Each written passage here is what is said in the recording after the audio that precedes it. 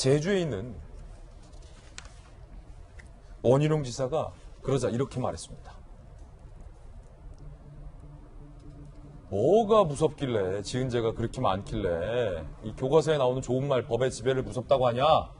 법치주의를 전면으로 부정한 것이다. 여권의 민주주의와 법치주의에 대한 인식이 얼마나 위험하고 한심한 수준인지 알 수 있다라고 원 지사가 바다 건너서 비판했습니다. 법의 지배가 무서운 발상이라는 사람은 지은 죄가 많은 사람. 지금 문 정권과 민주당이 하고 있는 것은 법에 의한 지배일 뿐이다. 라고 비판을 한 겁니다. 지금 논란이 되고 있어요. 일단은 정혁진 변호사님, 네. 윤 총장의 원고에 네. 룰 오브 로라고 돼 있다라고 중앙일보 기자들은 취재를 해서 쓰고 있어요. 네네. 근데 신정은 의원 등 여권에서는 이거 문제 삼고 있는 이유, 변호사님께서 보시기에는 네. 이상해요. 이상해? 저는 신 의원님이 초선 의원인 줄 알았어요. 신정은 의원이? 네네. 그래서 아니 초선이고 국회의원 처음 하셨으니까. 근데 또 재선 의원이시더라고요. 법의 지배가 무섭다라고 하는데 그 법을 만드는 사람이 누굽니까? 국회의원이잖아요.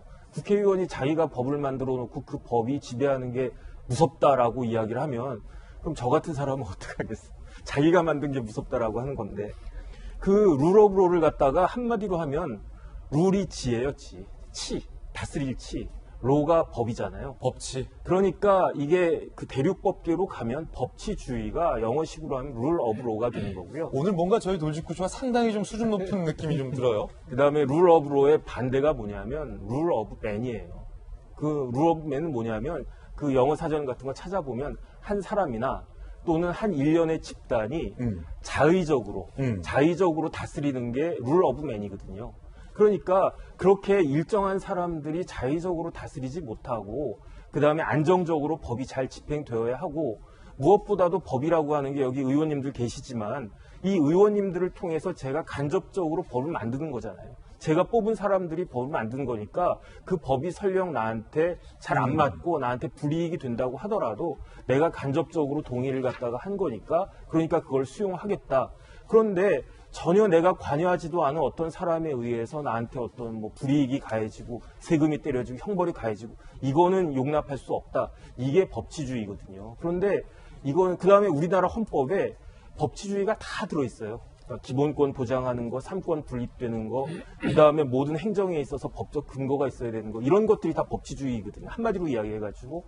그런데 이런 헌법을 갖다가 부정한 것과 같은 그러한 말을 뭐 이렇게 중학생이나 그런 중학생들도 다 아는 말인데 참 저는 이해가 되지 않는다. 이해가 안 된다. 네. 자, 그러면 여당의 박용진 의원님, 네.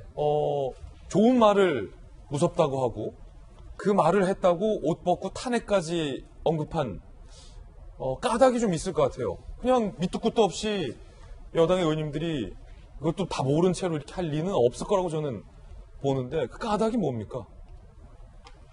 저는 어제도 말씀드렸지만 상식적인 발언 그리고 뭐 원론적인 언급이 정치적 논란이 되고 있는 이 상황이 별로 이렇게 좋아 보이지 않습니다. 당연히 검찰총장이 법에 의한 지배라고 얘기를 하고요. 또 그 법은 국민의 합의에 의해서 만들어졌기 때문에 지켜야 될 약속인데 대한민국에서 법을 안 지키는 사람들이 주로 어떤 사람들이냐면 돈 있고 힘 있고 빽 있는 사람들이에요. 예. 그래서 제가 재벌 그 총수 일가의 우리 경제의 기본 원칙, 우리 법 어기는 거 이거 못 보는 거예요.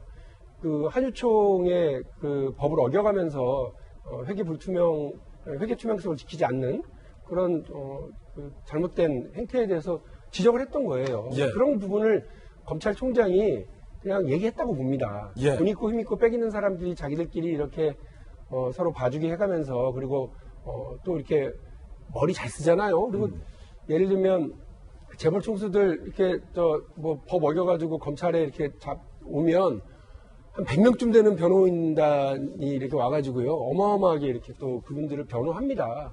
그러니까 대한민국이 국민들의 노력 끝에 이렇게 이만한 상황까지 왔는데 그런 중에도 돈 있고 힘 있고 빽 있는 사람들이 자기의 권력과 재산을 이용해서 또 그 사회적인 네트워크를 이용해서 자기들만 피해 나가려고 하는 거 이거 못 봐주겠다. 이거 상식 아닙니까? 윤 총장이 상식적인 예, 말을 했다. 저는 그렇게 생각합니다. 그렇기 예. 때문에 이런 문제를 가지고 논란이 벌어지는 것 별로 뭐 저는 유쾌하게 생각하지 않고요. 다만 이제 여당 쪽에서 우리 민주당 의원님들이 네. 이 문제를 지적하는 데에는 윤 총장이 어제도 제가 말씀드렸지만 본인과 관련해서의 그런 사건들에 있어서는 또 묵묵부답 하는 것도 있거든요. 본인의 측근, 또 본인의 가족과 관련된 문제에 있어서는 본인이 이야기했었던 이렇게 인정사정 봐주지 말고 원칙대로 하자라고 하는 것에 대해서 다른 모습을 보이는 것에 대한 일정한 불신들은 있을 수 있다고 생각합니다.